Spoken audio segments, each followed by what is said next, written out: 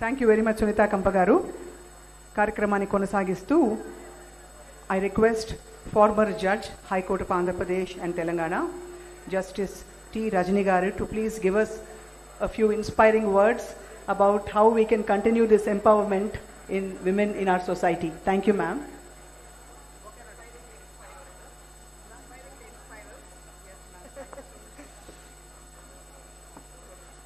వేదికను అలంకరించినటువంటి పెద్దలు, మిత్రులు, ఇక్కడికి విచ్చేసినటువంటి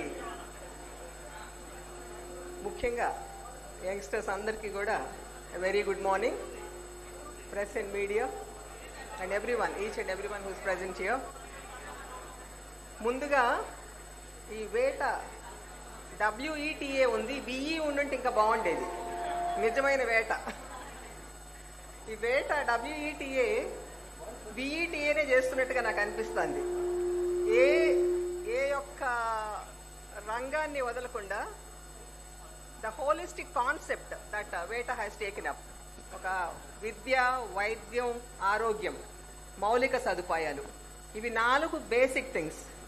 వినో మన కాన్స్టిట్యూషన్లో కూడా ఇవే బేసిస్గా పెట్టుకొని నిర్మించినటువంటి పీఠికలే, రాజ్యాంగ పీఠిక కానివ్వండి, అన్ని ఆర్టికల్స్ కానివ్వండి, వీటన్నిటిని కూడా దేన్ని కూడా విస్మరించకుండా ప్రతి రంగాన్ని కూడా తాకుతూ ఆ యొక్క రంగాల్లో విశిష్టమైనటువంటి సేవలు అందిస్తున్నటువంటి ఝాన్సీ రెడ్డి గారికి ఇంత మంచి ఇనిషియేటివ్ తీసుకున్నందుకు ముందుగా కృతజ్ఞతలు చెప్తున్నాను, అట్లాగే అభినందనలు కూడా. ఇక్కడ చాలా మంది స్పీకర్స్ ఉన్నారు కాబట్టి నేను ఎక్కువ సమయం తీసుకోదలుచుకోలేదు. ఆడవాళ్ళు చాలా గొప్ప, ఎత్ర నార్యంతు పూజ్యతి తత్ర రమంతి దేవి, ఇట్లాంటి మాటలన్నీ కూడా నేను చెప్పదలుచుకోలేదు, ఎందుకంటే నేను నమ్మను కూడా కాబట్టి. ఓకే, 2 విషయాలు మాత్రం చెప్పి నేను ముగిస్తాను. 1980లో అనుకుంటాను, సాక్షి అని చెప్పేసి ఒక విమెన్ ఆర్గనైజేషన్ ఒక సర్వే కండక్ట్ చేసింది. ఆ సర్వేలో భాగంగా చాలా మంది జడ్జెస్ని కూడా ఇంటర్వ్యూ చేసింది.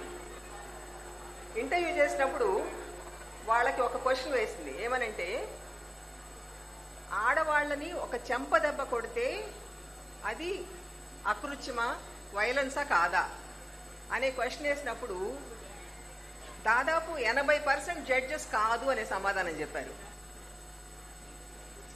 చాలా డిస్టర్బ్ చేసింది అది చదివినప్పుడు నాకు. ఎందుకు ఇలా జడ్జెస్కి ఈ అభిప్రాయం ఎక్కడి నుంచి వచ్చింది అని చెప్పేసి చాలా తర్జన భర్జన పడ్డాను. సమాధానం నా దగ్గర నాకే దొరికింది. ఒక జడ్జి పర్సెప్షన్ సమాజం నుంచే వస్తుంది, తన చుట్టూతో ఉన్న మనుషుల నుంచి వచ్చేది. ఇప్పుడు నేను ఎక్కడి నుంచో ఊడిపడం జడ్జెస్ అంటే సమాజంలోంచి వచ్చిన వాళ్ళమే, వాళ్ళ ప్రతినిధులమే. కనుక ఒక జడ్జి పొద్దున్న లేచిన దగ్గర నుంచి తన ఇంట్లో ఉండే తన తల్లిని, తన అక్కని, తన చెల్లిని, తన మిత్రుల్ని చూస్తూ ఉంటాడు. తన తల్లి, తన తండ్రి ఒక దెబ్బ కొడితే మౌనంగా భరించి ఊరుకుంటుంది. అట్లాగే తన చెల్లి, అక్క కూడా. మరి అతనికి ఉండే భావం ఏముంటుంది? ఒక దెబ్బ కొడితే నిజంగానే వైలెన్స్ కాదు కదా. తన చుట్టూతో ఉన్నటువంటి స్త్రీలు ఎవరు కూడా దాన్ని వైలెన్స్గా ట్రీట్ చేయటంలా. అలాంటప్పుడు అతనికి ఎక్కడి నుంచి వస్తుంది కొత్తగా ఒక అనుభవం అనేది, ఒక భాష్యం అనేది? కనుక మొదటిగా నేను అనుకుంది ఏంటంటే, స్త్రీల యొక్క ముఖ్యమైన responsibility, we have to define ourselves correctly and aptly. మనకు మనం నిర్వచించుకునే దాంట్లో ఉన్నటువంటి తేడా ఇదంతా. ఒక దెబ్బ కొడితే సహించలేని ఒక సమాజాన్ని కనుక మనం నిర్మించగలిగితే అదే అభిప్రాయం ప్రతి వాళ్ళ నుంచి వస్తుంది. ఆ దెబ్బ కొట్టినప్పుడు సహిస్తే అదే నిర్వచనం వస్తుంది, అదే న్యాయం వస్తుంది. సో అటువంటి 80% జడ్జెస్ దగ్గర నుంచి ఒక దెబ్బ తిన్న ఆడవాళ్ళు పొందేటటువంటి న్యాయం అలాగే ఉంటుంది. కనుక మనం ఆ జడ్జెస్ని తయారు చేస్తుంది మనమే. ఒక సమాజాన్ని, ఆ నిర్వచనాలను అన్నింటినీ మనం తయారు చేస్తున్నాం కాబట్టి ఆ నిర్వచనాల్ని మనం కరెక్ట్గా ఇచ్చుకోవాలి. What is a women? ఒక దెబ్బ కొట్టి సహించినటువంటి మనిషి ఒక నిర్వచనాన్ని మనం ఇచ్చినట్లయితే ఆ తగ్గ న్యాయం మనకు వస్తుంది తప్ప మనం డిస్టార్టెడ్ సొసైటీని ఫామ్ చేసి నాకు అన్యాయం అవుతుందని చెప్పి వాపోతే ఏమీ దొరకదు. ఇంకొక పాయింట్, విమెన్ ఎంపవర్మెంట్. మనం ఎప్పుడు వినేది ఏంటంటే, నా రోజు వినేటటువంటిది, అంతరిక్షంలోకి స్త్రీ వెళ్ళిపోయింది, శాసనసభల్లో స్త్రీలు ఉన్నారు, జడ్జెస్గా స్త్రీలు ఉన్నారు, చాలా ఎంపవర్ అయిపోయారు విమెన్ అందరూ అని చెప్పేసి. మరి అప్పటికి ఇంతమంది వెళ్తున్నప్పటికీ కూడా మరి స్త్రీ యొక్క పరిస్థితి నిజంగా చెప్పాలంటే నా ఉద్దేశంలో పెద్ద మార్పు వచ్చినట్టు కాదు. పర్సనల్ లెవెల్లో స్త్రీలు ఎంపవర్ అవ్వటం అంటే ఒక మన ఆ స్థానాలను ఆక్రమించడం ఒకటే కాదు, ఆ స్థానాల్ని ఆక్రమించే స్త్రీలకి ఒక దృక్పథం ఉండాలి, ఒక ఎంపతి ఉండాలి. ఒక చిన్న ఉదాహరణ, నిన్నే ఏదో ఒక వీడియో చూస్తుంటే నాకు ఒక షాకింగ్ విషయం, అంటే శాసనసభ్యుల గురించి మాట్లాడుకోవాలంటే ఈ కార్ క్రాషెస్ అయినప్పుడు ఆ టెస్టింగ్ ఎలా చేస్తారు ఆ సీట్ బెల్ట్ కి అంటే mostly they are tested only on men. Women మీద టెస్టింగ్ ఉండదట, చాలా తక్కువ. టెస్ట్ చేసినా కూడా ప్యాసింజర్ సీట్లో కూర్చునే విమెన్ మీదే ఉంటుంది. ఆ సీట్ బెల్ట్ పరిమాణం చాలక చచ్చిపోయినటువంటి కార్ క్రాషెస్ లో చచ్చిపోయినటువంటి ప్రెగ్నెంట్ విమెన్ చాలా మంది ఉన్నారట. ఇది చాలా షాకింగ్ అనిపించింది నాకు. అంటే ప్రెగ్నెంట్ విమెన్ మీద ఆ సీట్ బెల్ట్ సరిపోతుందా లేదా టెస్ట్ చేసేటటువంటి ప్రక్రియ లేదు. అంటే నేను చెప్తుంది, డెసిషన్ మేకింగ్స్ అన్నిట్లో ఏంటంటే ఎలా స్త్రీలను భాగస్వామ్యం చేయాలి, ఈ యొక్క అవగాహన మనకి ప్రతి చోట ప్రతి అంశంలో కూడా స్త్రీకి ఒక ప్రత్యేకమైనటువంటి అవకాశం ఉండాలి, ప్రత్యేకమైనటువంటి కన్సిడరేషన్ లేకపోతే నిజమైన న్యాయం అనేది జరగదు. కనుక మనం అధికారానికి వెళ్ళటము, మనం మన సీట్స్ని ఆక్రమించడం కదా. ఒక జడ్జెస్ అయ్యామంటే, నేను అయ్యానంటే నాకు చాలా ప్రివిలేజ్డ్ విషయాలు ఉండొచ్చు నేను జడ్జిని అవటానికి. ఆ ప్రివిలేజెస్తో నేను అయినప్పుడు నాకేమి, నా వల్ల సమాజానికి, ఒక స్త్రీ సమాజానికి ఉపయోగం ఏమి అవ్వదు కదా. నా ప్రివిలేజెస్తో నేను వచ్చాను, నా పొజిషన్ నేను ఎంజాయ్ చేస్తుంటాను, దానివల్ల వచ్చే ఉపయోగం ఏంటి?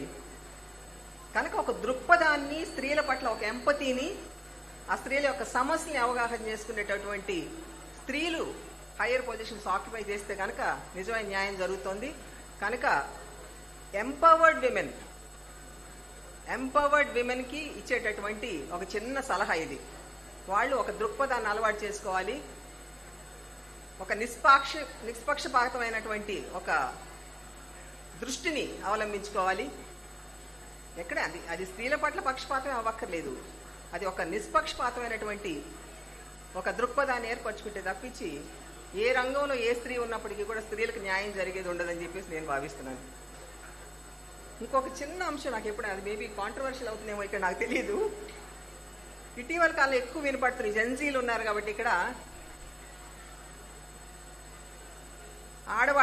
మగవాళ్ళు చేసే పనులు ఆడవాళ్ళు చేస్తే చాలా అప్రోర్ వస్తుంది సమాజంలో కదా. నాకు నిజంగా నేను చెప్తున్నాను ఆనెస్ట్గా, రోడ్డు మీద ఒంటరిగా నిలబడి సిగరెట్ కాల్చే అమ్మాయి అంటే, నలుగురు మగవాళ్ళతో కూర్చొని తాగే ఆడపిల్లలంటే నాకు చెప్పలేనంత అసూయ. నేను అనుకున్నాను, మేము పుట్టినప్పుడు, మా చిన్నప్పుడు మాకు చీరలు కట్టుకోవటం అలవాటు, ఓణీలు వేసుకోవడం అలవాటు, డ్రెస్సెస్ కూడా వేసుకునే అలవాటు లేదు. అప్పుడు నైటీస్ వేసుకునే అలవాటు కూడా లేదు. చాలా కోరిక ఉండేది ఒక డ్రెస్ వేసుకోవాలి, ఒక నైటీ వేసుకోవాలి అని, కానీ చేయలేకపోయేదాన్ని నేను. ఎందుకంటే ఏమనుకుంటారో, ఒక డ్రెస్ వేసుకుంటే నన్ను చూస్తారో,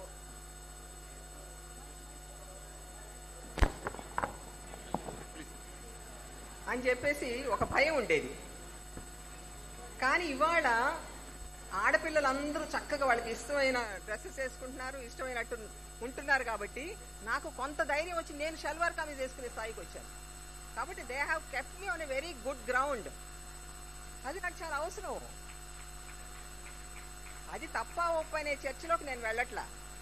కానీ అటువంటి ధైర్యం ఉన్నటువంటి వ్యక్తులు నాలో ధైర్యాన్ని నింపుతున్నారు నా చిన్న కోరికలు తీర్చుకునేదానికి. అది నాకు ఎందుకు చాలా పెద్ద సాక్రిఫైస్. అది మ్యూట్ పెట్టి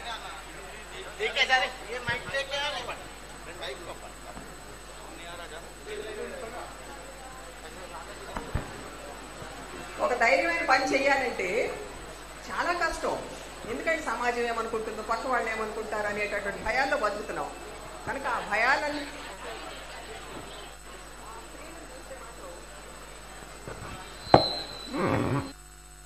చెక్. సో అటువంటి అమ్మాయిలు చూసినప్పుడు చాలా గర్వంగా ఉంటుంది, అసూయగా ఉంటుంది. ఈ చిన్న విషయాలు నేను చెప్పదలుచుకున్నాను. ఇంకొకటి, నేను మన రాఘవాచారి గారు, రాజగోపాలాచారి గారు భజగోవిందానికి ఇచ్చినటువంటి ముందు మాట ఏమని చెప్తారంటే, ఈ జ్ఞానం అనేది, ది జ్ఞాన which does not transform into భక్తి అంటారు ఆయన, నేను విజ్డమ్ అంటాను. ఈ విజ్డమ్లోకి మారినటువంటి జ్ఞానం అనేది చాలా వేస్ట్ అయినటువంటిదని మనందరికీ తెలుసు, మంచి చెడు తెలుసు. కానీ ఆ మంచిని అవలంబించాలి. మా ముందుకు వచ్చేటటువంటి వ్యక్తులు చాలా మంది ఉంటారు. రోజు మేము చాలా మంది క్రిమినల్స్ చూస్తాం. వాళ్ళు ఎవరిని కూడా పిలిచి నువ్వు చేసిన తప్ప ఒప్ప అంటే, దొంగతనం తప్ప ఒప్ప అంటే దొంగతనం తప్పనే అంటాడు దొంగ కూడా. మర్డర్ చేయటం తప్పనే అంటాడు మర్డర్ చేసిన వాడు కూడా. అతనికి జ్ఞానం ఉంది, కానీ అది విజ్ఞానంగా మారట్లేదు, విజ్ఞతగా మారట్లేదు. ఆ జ్ఞానాన్ని విజ్ఞతగా మార్చుకునేటటువంటి క్రమంలో స్త్రీలందరూ పయనిస్తే కనుక చాలా అద్భుతమైనటువంటి ప్రపంచాన్ని మనం ఏర్పరచుకోగలుగుతామని నేను నమ్ముతున్నాను. దానికి non judgemental attitude is very important అని నేను అనుకుంటా. Don't judge things. ఒక జడ్జిగా ఉండి జడ్జ్ చేయొద్దని చెప్తున్నానంటే, మేము ఇచ్చే judgements based on other things. ఒక non judgemental attitude, don't come to a quick conclusion. ఈ జ్ఞానం విజ్ఞానంగా మారేటటువంటి ప్రక్రియ మధ్యలో ఏంటంటే అనాలిసిస్. సో మీరు విన్నది ఆచరించే ముందు మీరు చేసేటటువంటి analysis, that is what transforms your knowledge in to wisdom. So అటువంటిది అవలంబిస్తే బాగుంటుంది అనేది నా చిన్న సలహా. సో ఇంతటితోటి ఈ 3 ముక్కలు మాట్లాడి ముగిస్తున్నాను. Thank you. ధన్యవాదాలు మ్యామ్. చాలా స్ఫూర్తిని నింపి చాలా విషయాల్ని గుర్తు చేశారు. మన సమాజంలో మనం న్యాయ దేవుడు అనవు, న్యాయ దేవత అంటాం. కాబట్టి మరొకసారి మనందరిలోని దైవత్వాన్ని, నిష్పాక్షిక వైఖరిని గుర్తు చేసినందుకు మీకు ధన్యవాదాలు. Thank you so much ma'am. ఇక అందరూ ఎదురు చూస్తున్నారు. ఇవాళ కార్యక్రమంలో అందరూ గొప్పవారే, కానీ కొంతమంది అతిథులకి ముందుగా బయలుదేరవలసిన అవసరం ఉంది. కాబట్టి మనందరికీ ఇష్టమైన ప్రజానాయకురాలు శ్రీమతి కల్వకుంట్ల కవిత గారిని మాట్లాడి వారి సందేశం ఇవ్వాల్సినగా కోరుతున్నాం. Thank you very much ma'am for being here today.